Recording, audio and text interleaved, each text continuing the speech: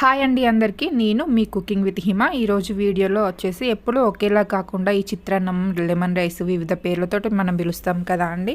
So దీన్ని ఎప్పుడు ఒకేలా తింటే ఏం టేస్ట్ ఉంటుందని కొంచెం కొత్తగా క్యారెట్తో ట్రై చేశానండి. చాలా టేస్టీగా వచ్చింది. నచ్చినట్లయితే మీరు కూడా ఒకసారి ట్రై చేయండి. ముందుగా మన క్వాంటిటీకి సరిపడా రైస్ తీసేసుకున్నానండి. మన ఇంట్లో ఉన్న మెంబర్స్ని బట్టి ఎంత రైస్ కావాలో అంత రైస్, హీట్ది అయితే హీట్ది, కూల్ది అయితే కూల్ది తీసేసుకోండి. ఈ విధంగా తీసేసుకొని గడ్డలు లేకుండా చూసేసుకున్న తర్వాత అందులోనే టేస్ట్కి సరిపడా సాల్ట్ యాడ్ చేస్తున్నాను. అలానే అందులోనే మనకి కొంచెం పుల్లగా తిందామనుకుంటే కొంచెం లెమన్ జ్యూస్ అనేది ఎక్కువగా తీసేసుకోండి. కొంచెం లైట్గా తినేవాళ్ళు లైట్గా తీసేసుకుంటే సరిపోతుందండి. నేను ఒక ముగ్గురికి సరిపడా తీసేసుకున్నాను. దానికి 2 లెమన్స్ వరకు తీసేసుకున్నానండి.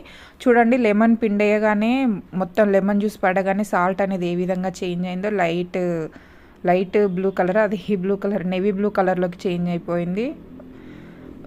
సరే, ఓకే. ఈ విధంగా పిండేసిన తర్వాత టోటల్ ఒకసారి కలిసేలాగా కలిపేసేసుకోండి. మనం వేసిన లెమన్ జ్యూసు, సాల్ట్ టోటల్ కలిసేలాగా ఒకసారి కలిపేసేసుకోండి. ముందుగానే ఈ రైస్కి లెమన్ జ్యూసును సాల్ట్ యాడ్ చేయడం వల్ల టేస్ట్ ఇంకా మన చిత్రాన్నం, ఈ లెమన్ రైస్ అనేది ఇంకా చాలా టేస్టీగా వస్తుందండి. తింటూ ఉంటే పుల్లగా కొంచెం పుల్లగా తినే వాళ్ళు ఇష్టపడతారు కదా. సో అలాంటి వాళ్ళకి ఇది బెస్ట్ అని చెప్పొచ్చు. ఇదైతే తింటూ ఉంటే చాలా టేస్టీగా వస్తుంది. సో అందుకనేసి వైట్ రైస్కి ఈ విధంగా సాల్ట్తో లెమన్ జ్యూస్ కలిపేసేయండి. సో ఇలా కలిపేసేసేసి దీన్ని ఒక 15-10 మినిట్స్ వరకు మంచిగా పక్కన పెట్టేసేయండి. టోటల్ ఈ లెమన్ జ్యూస్ అనేది అన్నానికి పడుతుంది.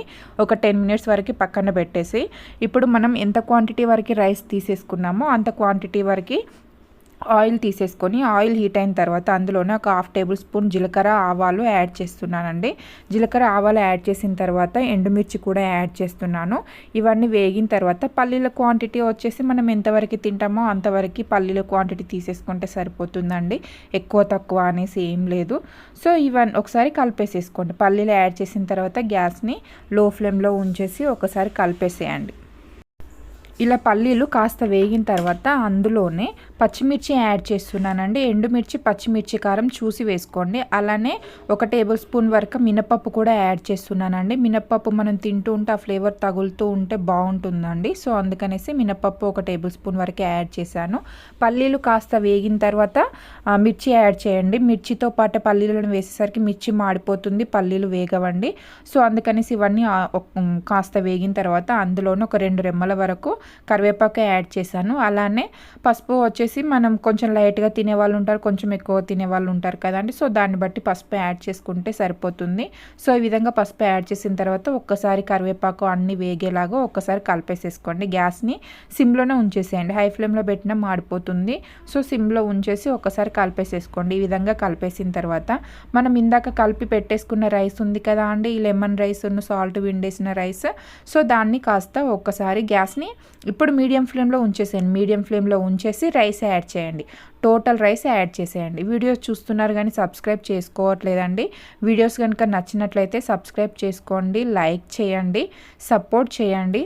సో ఈ విధంగా యాడ్ చేసిన తర్వాత ఇప్పుడు మనం వేసిన పచ్చిమిర్చి, పప్పు దినుసులు, పల్లీలు ఆ టోటల్ కలిసేలాగా ఒక్కసారి రైస్ని టోటల్ కలిపేసేయండి. మనం ఎంత మంచిగా కలుపుకుంటామో అంత మంచిగా పడుతుందండి రైస్కి. మనం వేసిన ఆయిల్తో సహా ఆయిల్లో వేంపినవి ఇవన్నీ కారమైన, పచ్చిమిర్చి కారమైన, ఈ పల్లీలైనా కూడా మంచిగా అంత రైస్కి పట్టేస్తుంది. ఈ పులుపుకి కూడా ఆ కారం అనేది తగిలేసరికి ఆ టేస్ట్ కూడా వేరే ఉంటుందండి. సో అందుకనేసి మీడియం ఫ్లేమ్లో ఉంచేసి ఒకసారి టోటల్ కలిపేసేసుకోండి. చూడండి, టోటల్ చక్కగా ఎంత బాగా కలిసిపోయిందో. ఇలా టోటల్ కలిసేలాగా ఒక్కసారి మంచిగా కలిపేసేసుకొని మూత పెట్టకండి. మూత పెట్టకుండానే మీడియం ఫ్లేమ్లో ఉంచేసండి. హై ఫ్లేమ్లో పెట్టినా కూడా అడుగు అనేది మాడిపోతుందండి. సో మీడియం ఫ్లేమ్లో ఉంచేసి రైస్ని మంచిగా హీట్ చేసేసేయండి. రైస్ ఎంత హీట్ అయితే అంత టేస్టీగా ఉంటుందండి. సో రైస్ హీట్ అయిన తర్వాత ఒక 2 మినిట్స్ ఆఫ్టర్ క్యారెట్ తురుము యాడ్ చేస్తున్నానండి. క్యారెట్ తురుము వచ్చేసి నేను నార్మల్ సైజ్వి 2 తీసేసుకున్నాను. 2 తీసేసుకొని మంచిగా తురిమేసేయండి క్యారెట్ని. మంచిగా తురిమేసి నా క్యారెట్ని తీసేసుకోవడం వల్ల టేస్ట్ అనేది తింటూ ఉంటే మనకి క్యారెట్ ఫ్లేవర్ కూడా తగులుతూ ఉంటుందండి. సో ఈ విధంగా యాడ్ చేసిన తర్వాత క్యారెట్ మనం వేసిన అల్లం, లెమన్ రైస్, ఈ మన క్యారెట్ జ్యూస్ టోటల్ కలిసేలాగా ఒకసారి కలిపేసేసుకోండి.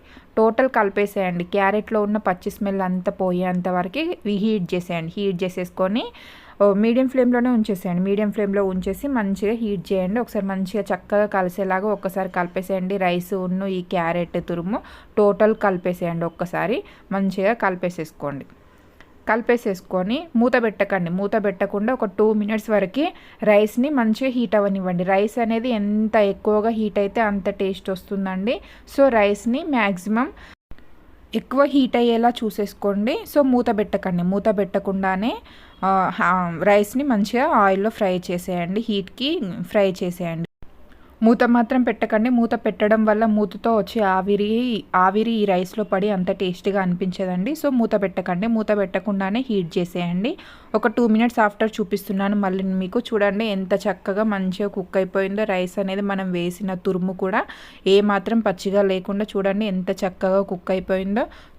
చూడండి ఎంత సింపుల్గా చేసేయచ్చో, ఎంత ఈజీ ప్రాసెస్లో అయిపోయిందో. పిల్లలైనా పెద్దలైనా చాలా ఇష్టంగా తింటారండి. నచ్చినట్లయితే ఒకసారి ట్రై చేసేయండి. క్యారెట్ తురుము ఇష్టపడని వాళ్ళు పిల్లలు ఉంటారు కదండి. సో ఈ విధంగా చేసి పెట్టినా కూడా ప్రోటీన్స్ అందుతాయండి వాళ్ళకి. సో వీడియోస్ కనుక నచ్చినట్లయితే ప్లీజ్ సబ్స్క్రైబ్ చేసుకోండి. Thank you for watching.